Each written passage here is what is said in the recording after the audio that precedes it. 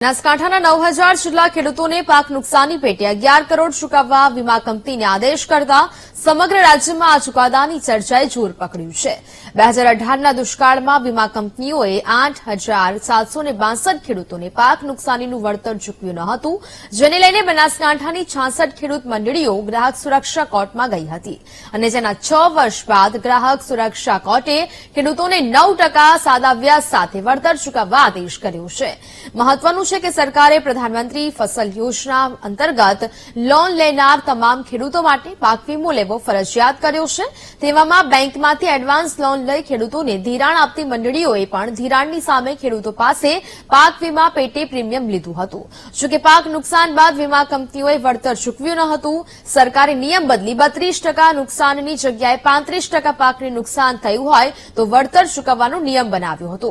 જોકે વીમા કંપનીઓના અધિકારીઓ ખોટો સર્વે કરી હજારો ખેડૂતોને 35% કરતા ઓછું નુકસાન હોવાનું દર્શાવીને વળતર ચૂકવવાથી બચી રહી હતી। જોકે બનાસકાંઠાની 66 ખેડૂત મંડળીઓ વીમા કંપનીઓને કોર્ટમાં પડકારતા આખરે ગ્રાહક સુરક્ષા કોર્ટે વીમા કંપનીઓની ધાંધલીઓનો પર્દાફાશ કરી વળતર ચૂકવવા આદેશ કર્યો। સરકારે નિયમ બદલતા પાક વીમા કંપનીઓ બેફામ બની છે। વીમા કંપનીઓના જ અધિકારીઓ ખેતરમાં જઈને 35% નુકસાન નથી થયું તેવા ખોટા રિપોર્ટ બનાવીને વીમાનો દાવો ફગાવી દે છે। બીજી બાજુ પાકમાં 35% નુકસાન થયું છે તે સાબિત કરવું ખેડૂત માટે કાયદાકીય આંટીઘૂંટી સાથે અને પૈસા ખર્ચવાને લઈને પણ અશક્ય બને છે।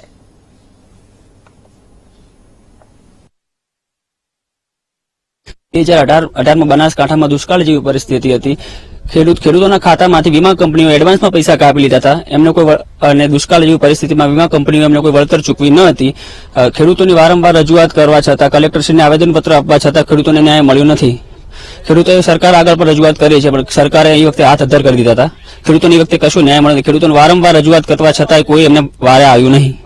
ખેડૂતોએ 6 વર્ષ લાંબી લડાઈ ગ્રાહક સુરક્ષા અદાલતમાં લડી અને 6 વર્ષે એમને 9% વ્યાજ સહિત પૈસા ગ્રાહક સુરક્ષા અદાલતે આપવાનું કીધું છે। જે તે ટાઈમે અમે બેંકોમાંથી લોન લીધેલી હતી અને બેંકે અમારા એકાઉન્ટમાંથી વીમાના પૈસા બરાબર કાપી લીધેલા હતા। તો અમારો પાક નિષ્ફળ જતા અમે વીમા કંપની રજૂઆત કરવા છતાં વીમા કંપની અમને કોઈ વીમાની રકમ વળતર ના આપતા અમે કોર્ટમાં જવું પડ્યું હતું અને કોર્ટમાં સરકારશ્રીને કાર્યવાહી કરવા છતાં અમને સરકારે કોઈ સંતોષકારક જવાબ આપ્યો નહીં। છતાં અમે કોર્ટે સરકારશ્રી જવાબ ન આપતા અમારી વાત ધ્યાનમાં ન લેતા અમે ગ્રાહક સુરક્ષામાં જવું પડ્યું હતું અને 6 વર્ષ વિલંબ બાદ ગ્રાહક સુરક્ષાએ અમને વળતરનો જે હુકમ કર્યો એ બહુ ગ્રાહક સુરક્ષાનો બહુ આભાર માનું છું। વીમા કંપની આના કરતા હતા અને ખેડૂતને વળતર ન આપવાથી અમારે કોર્ટમાં જવું પડ્યું ગ્રાહક સુરક્ષામાં। ગ્રાહક સુરક્ષાના 6 વર્ષના લાંબા વિરામ બાદ અમે અમારી તરફેણમાં કોર્ટે ચુકાદો આપ્યો। અમે કોર્ટના બહુ આભારી છીએ અને જો સરકાર જો એમ જ કે ઈચ્છત તો વીમા કંપની ઉપર પ્રેશર કર્યું હોત તો જે તે સમયે નુકસાન થયું એ વખતે જ અમને વળતર આપી દેત। હું તો સરકારને એમ કહું છું કે એ વખતે જો આ વીમા કંપનીઓ સરકારના કંટ્રોલમાં ના હોય તો સરકારે વીમા કંપની ઉપર કેસ કરી અને અમને સખતમાં સખત સજા કરવી જોઈએ, તો બીજી વખત આવું ફેરવી તોળાય નહીં।